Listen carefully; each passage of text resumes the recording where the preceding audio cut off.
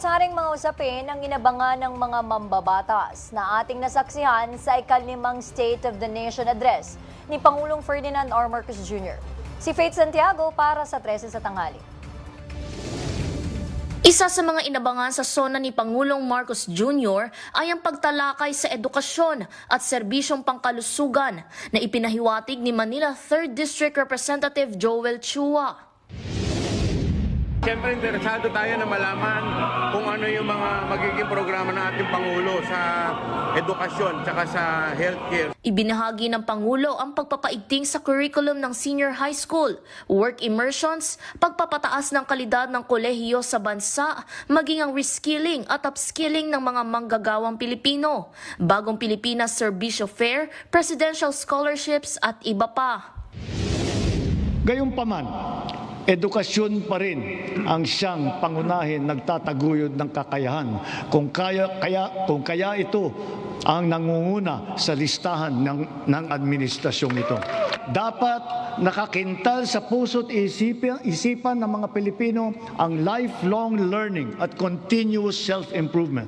Sa usaping pangkalusugan, binanggit ng Pangulo ang mga tagumpay kaugnay sa zero balance billing, universal healthcare, YAKAP program, pagpapalawak ng benepisyo mula sa PhilHealth, pagbabahagi ng libreng gamot at iba pa. Pagtugon ng pamahalaan sa panahon ng sakuna, yan naman ang binigyang pansin ni Batangas 2nd District Representative Jervil Luistro.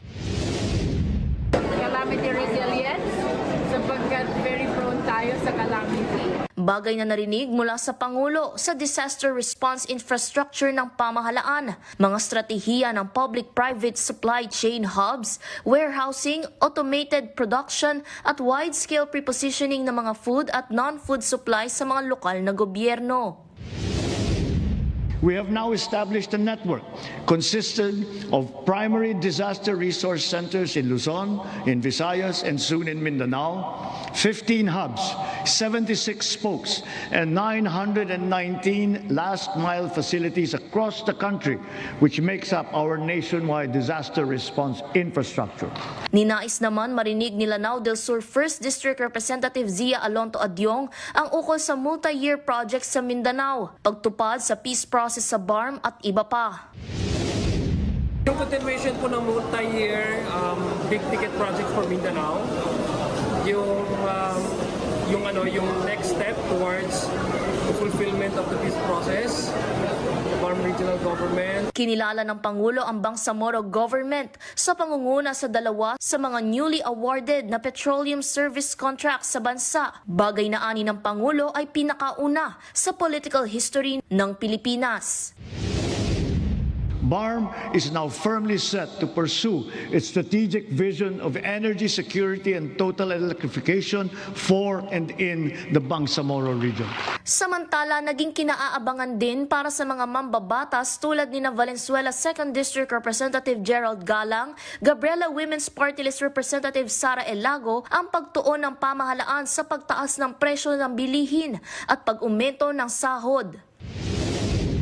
Patuloy pong ma-address po yung problema natin, lalo na sa pagtaas ng presyo ng bilihin at yung pagtaas din ng sahod ng ating mga manggagawa. Dapat ang presyo ibaba, ang sahod itaas, at ipagtanggol yung kabuhayan ng ating mga manggagawa, lalo-lalo na ng mga kababaihan. Bagay na nasaksihang pinagtuunan ni Pangulong Marcos Jr. sa kanyang talumpati sa pagpapalawak ng tax exemption, value-added tax, pagtigil sa pagpataw ng minimum corporate income tax at amnesty sa ilang mga buwis at multa nito. We demand for the immediate amendment of the EPIRA